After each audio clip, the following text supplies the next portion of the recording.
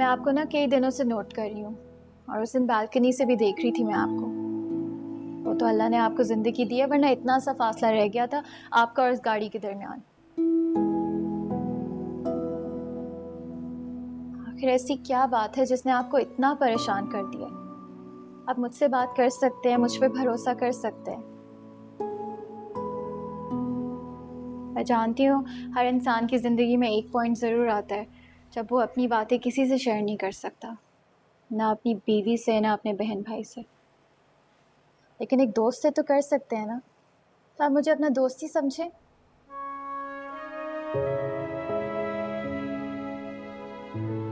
Thank you for your concern. तुम अब जाओ, मुझे गेट बंद करना। जी।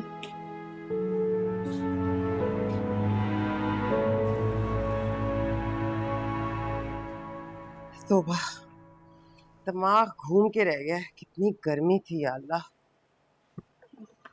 तो आप भी तो एक एक दुकानदार से बहस कर रही थी, क्या जरूरत थी मगजमारी करने की? खैर, मुझे कोई शौक नहीं है टके टके के लोगों के मुंह लगने का, पर हर चीज में भाव ताव तो करना पड़ता है ना। इस दौर में शादी की शॉपिंग करना कोई आसान काम है? हर चीज की कीमत आसमान को छू रही है। समझ ही नहीं आ रहा था क्या खरीदूं और क्या छोड़ूं। पहले इतनी मुश्किल कभी नहीं पड़ी थी। पहले अपने पैसे भी तो नहीं थे ना अम्मी। ताए अब्बू अकाउंट में पैसे डलवाते थे और आप खर्च करती थी। माले मुफ्तले बेरहम। अच्छा बस बस, पहली गर्मी में मेरा दिमाग खराब हो रहा है और दिमाग ना घुमा। मेरे सुहेल की कमाई है, इस तरह हवा में तो नहीं उड़ा सकती ना। सारा दिन दफ्तर में सर खपाता है, फिर जाके 4 पैसे हाथ आते हैं। घर बैठकर मुफ्त की रोटियां नहीं तोड़ता।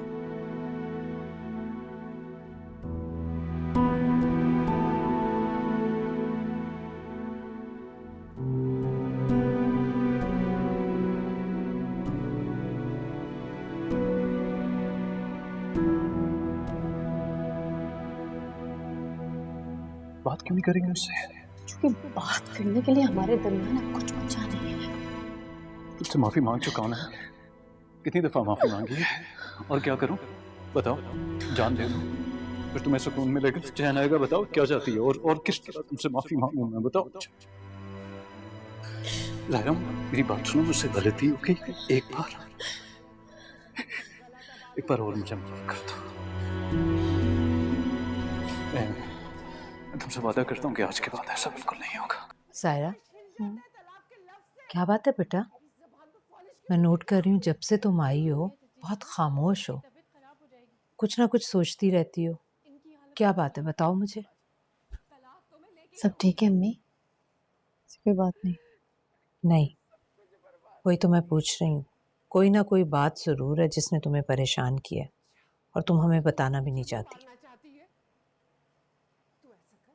बताओ बेटा, मैं माँ हूँ तुम्हारी, मुझे नहीं बताओगी तो किसे बताओगी? साथ की जॉब वॉब का मसला है क्या? तो तुम्हें मालूम हो गया ना कि वो एक बार फिर जॉब छोड़कर पाकिस्तान जा चुका है। लेकिन अब कोई वहाँ पर नहीं खुश है और वहाँ नहीं रहना चाहता तो उनके साथ जबरदस्ती तो नहीं की जा सकती ना। बेटा, बात जबरदस्ती की नहीं, समझने की।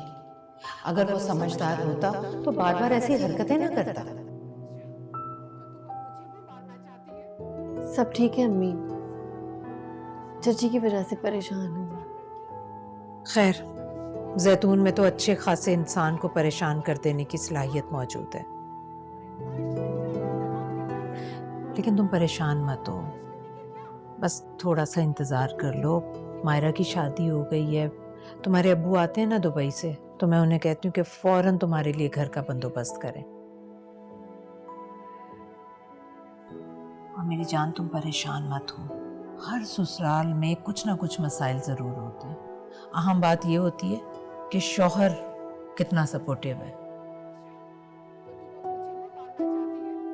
हाँ, वो अलग बात है कि बाज़ औक़ात शौहर माँ बाप के प्रेशर में आकर बीवी के साथ नाइंसाफ़ी कर बैठते हैं।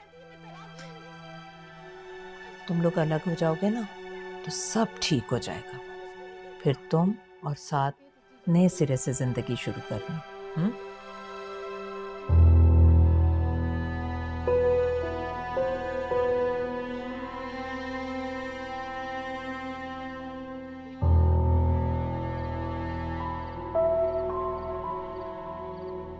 जानती हूँ हर इंसान की ज़िंदगी में एक पॉइंट ज़रूर आता है जब वो अपनी बातें किसी से शेयर नहीं कर सकता, ना अपनी बीवी से ना अपने बहन भाई से, लेकिन एक दोस्त से तो कर सकते हैं ना।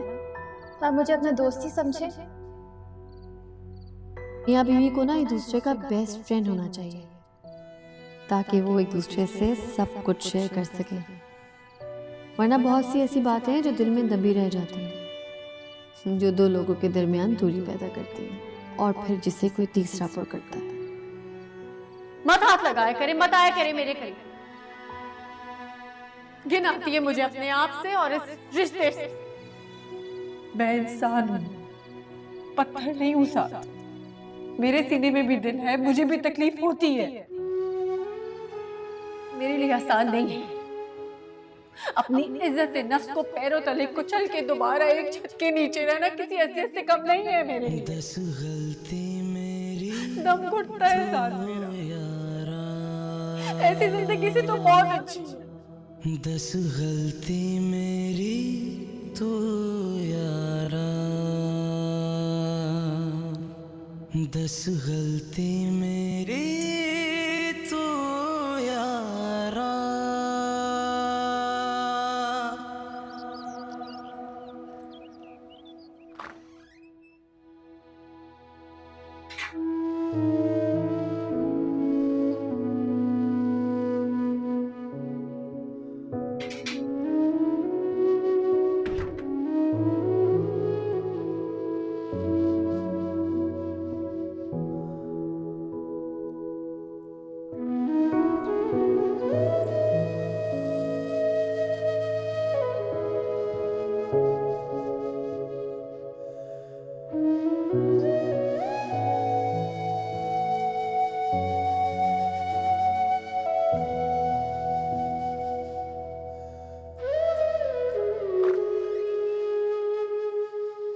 साथ बात सुनो,